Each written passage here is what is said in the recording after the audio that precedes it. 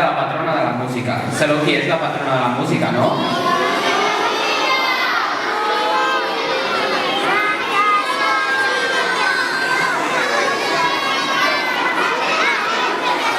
I com cada any ens reunim tota l'escola, des dels més grans als més petits, en el gimnàs, on cada curs fa una representació musical amb l'objectiu de que l'escola Betúlia estigui cada any més unida i alhora passar-s'ho molt bé.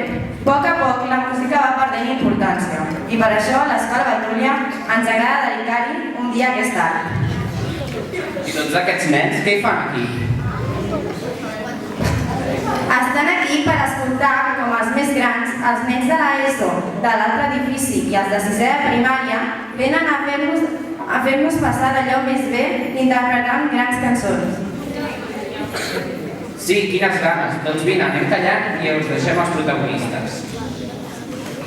Però encara no us hem presentat. Vine aquí, cap de suro. Comencem? És veritat, ara els de sisè de primària tocaran un bratle, que és una dansa del segle XVI que s'origina a França. El tocaran amb la flauta i amb la percussió.